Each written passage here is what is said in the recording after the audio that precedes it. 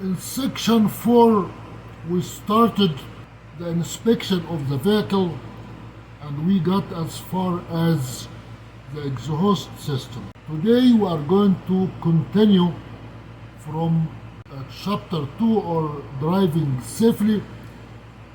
We will continue the vehicle inspection, that is part of the practical licensing process.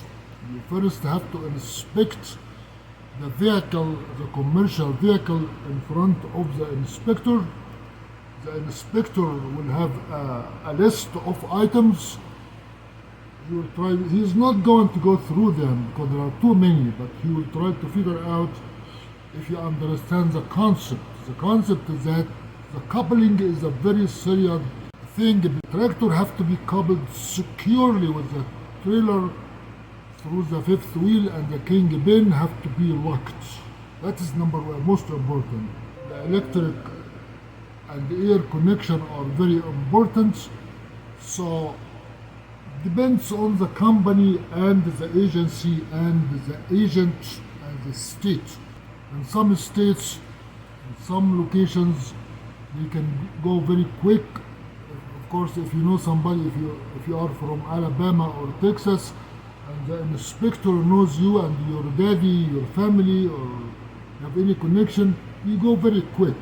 Everybody wants people to drive trucks because it is a very deadly job, very painful job. It is like going to war. The difference between being a truck driver and a fighter in the war is that the fighter can go through a single war 5 or 6 years, that's enough. But the truck driver is on the road 11 hours a day, 5 or 6 or 7 days a week, driving on a highway, doesn't see his family. So everybody will try to get you to pass the test.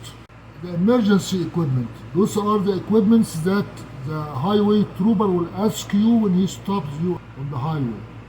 You are going to have to make sure that you understand. You have to have a fire extinguisher. You don't have to know how to inspect it for now. They assume that you have a certain level of maturity, that the extinguisher have to be filled to the top, have to be on the green, have to be locked, and they have to be heavy enough, and they have to be the right extinguisher for the area. It has a certain rating, 10 square feet area, and so on. So you have to have a fire extinguisher. You have to have spare fuses. Spare fuses are used for if you lose the light of the trailer while you are driving in rain. It happened to me once in Pennsylvania. At night, it's raining heavily, and the fuses just got short, and the trailer was dark. Sometimes you are in a place where you cannot find somebody to fix the electrical lighting of the trailer. So you have to have fire extinguisher 1, fuses 2, and 3 is the most important, as are the triangle, the reflective triangle, or at least 6 fuses or 4 liquid burning flares. The flares are the paraffin rods that you see them at night on the road, that they are lit red, like black long candles, but they are put in behind the vehicle that is defective or broke down on a highway. The triangles have a certain way of putting them on the ground. We will talk on that when we get there. Those are called the emergency equipment. And remember, every company will tell you that in addition to these 3 equipments, the fire extinguisher, the fuses, and the triangles, you have to have a spare paper lug in case of your electronic lug failed. You have also to have a pamphlet that is in your permit book that explains how to use the electric lugging device. The officer have to look for it. One day I didn't know how to find it. The officer found it in the permit book. And another thing that is beside your license, your insurance, and your registration and the permits. Let us now go to the truck cargo. Cargo trucks, you must make sure the truck is not overloaded and the cargo is balanced. The word balanced is a secret word. You don't only need to have the right weight of the truck in the truck. You have to have also the right balance of weight on every foot along the truck to avoid improper rotation or imbalance on the highway. When you hit the brake, imbalanced truck, the tail can bounce back and forth or from side to side, and it can take you off the highway. You have to have the weight balanced and secured before each trip.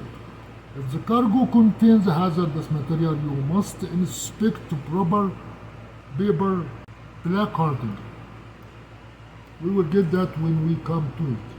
The first test, the Cdl Inspection Test. In order to obtain a CDL, you will be required to pass a vehicle inspection test. You will be tested to see if you know whether your vehicle is safe to drive. You will be asked to do a vehicle inspection of your vehicle. You must point to, touch, and name. Those are the three things that you have to do. Point to, which means use your finger. If something is too far, you can say with your finger, this is the kingpin, and that is the fifth wheel. Touch the nuts of the wheels, if they are loose or not. You have to hold the bumper with yourself to make sure it is secure. You have to make sure the door is not going to come out when you put it with your hand. It's not going to fall on the ground. You have to make sure the steps take you from the ground to the seat have to be secured. That is the meaning of points to, touch, and name. The three things you have to do in the inspection. You have to know the difference between the red airline and the blue airline. You have to say the red line is for the emergency brake, the blue line is for the surface brake, and the line in the middle, or the green line, or the electric line that has 7 electric knobs inside that control the 7 lightning function of the trailer, which are right and left signaling, parking brakes, license plates, ABS lights, and flashing lights and markers. Those are the functions of the 7 pins inside the electric cord. So when you inspect the items, you have to point, touch, and name the items, and explain to the examiner what you would inspect and why. So as we said, the examiner can ask you for a sample of the most important things that you are going to inspect. You have to tell them what are you going to inspect. You're going to inspect the brakes of that tandem, for example, that you have to have a drum, you have to have a bush rod, an air drum, and you have to have shoes, and you have to have air hoses. The red and the blue. The red goes to the emergency compartment of the drum. The blue goes to the surface compartment. That is if you are inspecting the brakes. If you are inspecting the coupling, you have to explain the fifth wheel, how it locks, where is the kingpin, how to make sure the kingpin is secured. When you inspect the suspension, you tell the inspector that you are inspecting the suspension. The suspension have to be secured to the chassis of the trailer or the truck with nuts, with lugs. The leaves have to be intact, tight, no fracture, no breaks. If you inspect a leaking part or oily part like axle of the wheels, it has a cap on the oil, it has nuts, it has oil inside.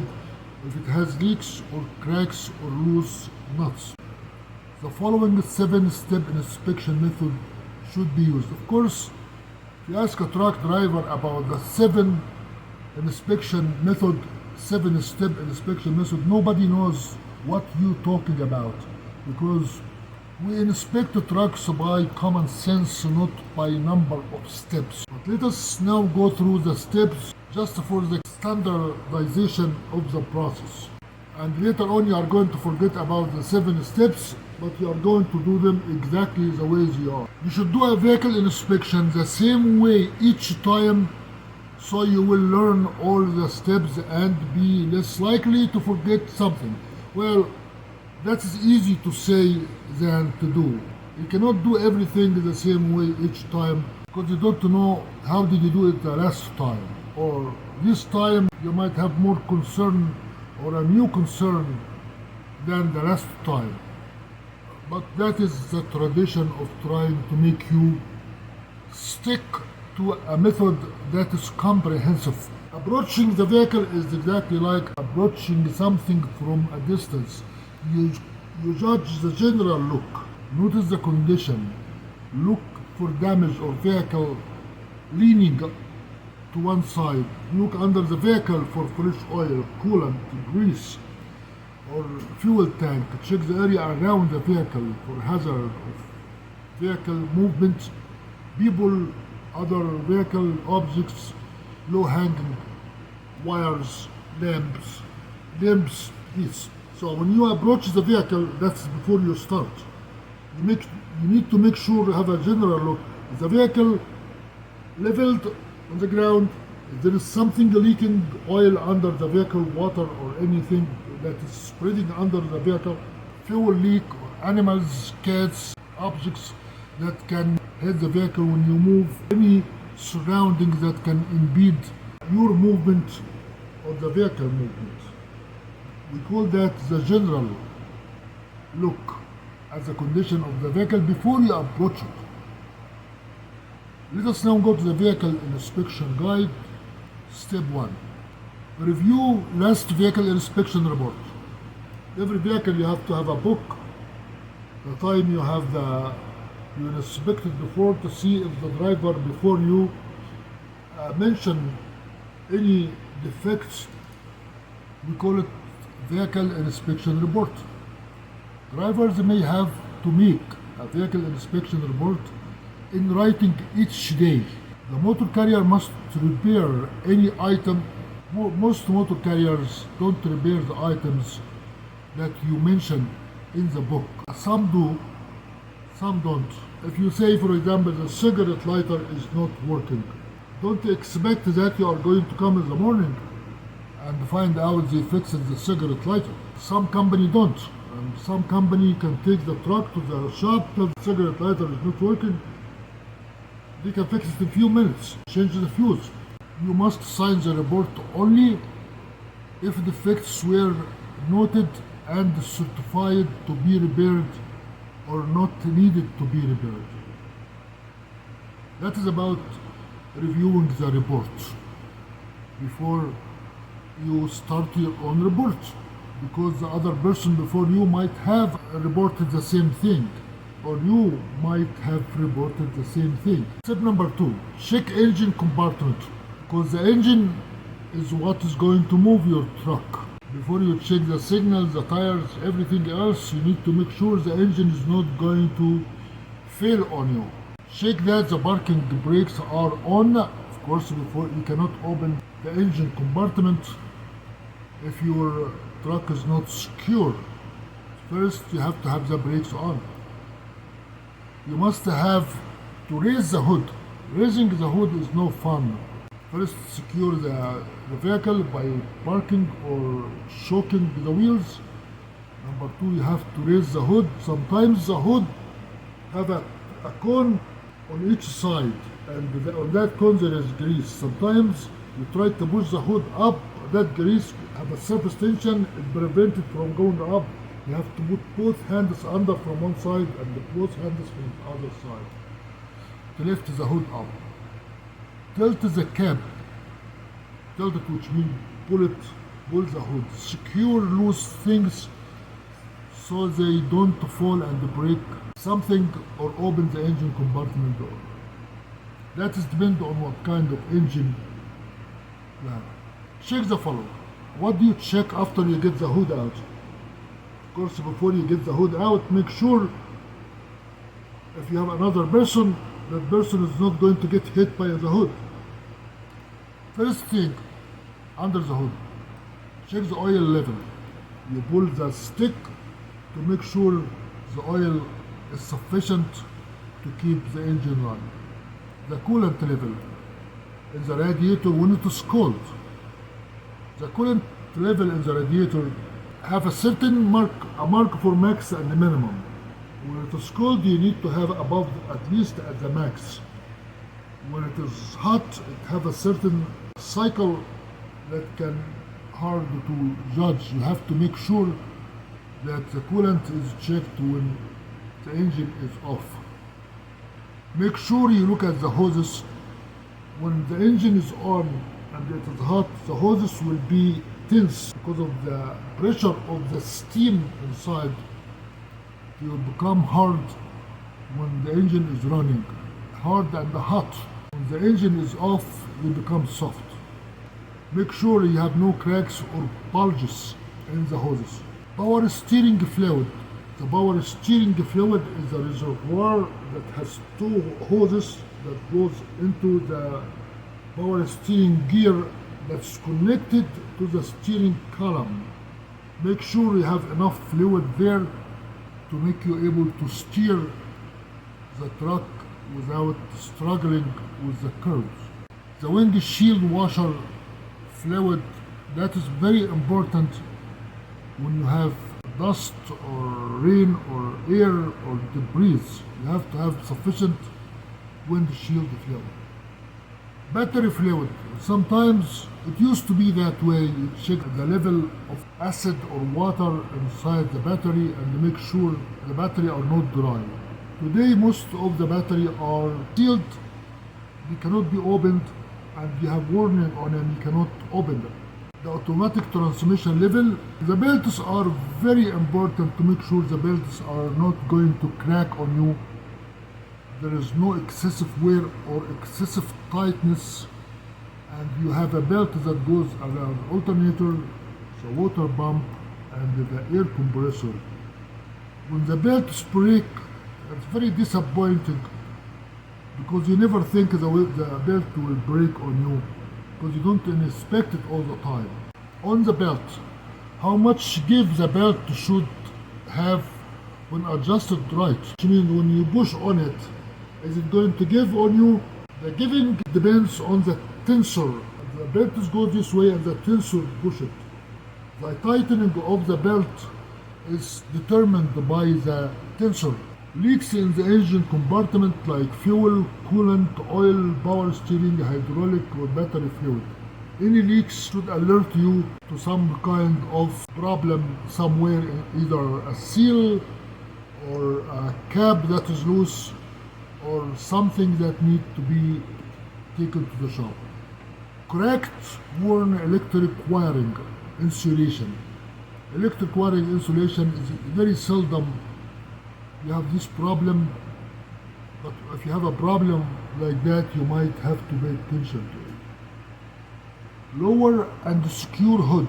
That you are finished now by inspecting the oil, the leaks, the tightness, the proper installation of everything under the hood, different systems, the cooling system, the oil system, the steering system, the tension of the belt. Now you close the lower and secure the hood, cap or engine. Sometimes the shop can lower the hood and they fail to secure it, assuming that you are going to do a trip in the morning. If you don't pay attention in the morning that your hood is not secured, you'll be driving in the middle of nowhere and suddenly the hood will jump in your face. It happened to me twice. Now you inspected the engine. First you look at the report. Second you look at the engine. Third you are going to start the engine and you inspect inside the cab. Why? Because you needed to look at the oil levels, the sensors, the markers, the gauges, and start inspecting from inside. Make sure parking brakes are still on. Your vehicle is secure. Put gear shift in neutral or park if automatic. Start the engine. Listen to unusual noises. Unusual noises means if something is loose in the engine, knocking the engine may have a broken support to the frame. Maybe the belt has a problem, maybe something internal in the engine that causes unusual knocking. The noises of the engine will give you an idea about the seamlessness of the mechanical components of the system. If equipped, check anti-lock braking system. The anti-lock braking system is the ABS. That's what controls the brakes when one of the 10 wheels locks inappropriately. The anti-locking system will release that wheel. The indicator on the driver console and the indicator on the left side on the back of the trailer will start in the beginning on.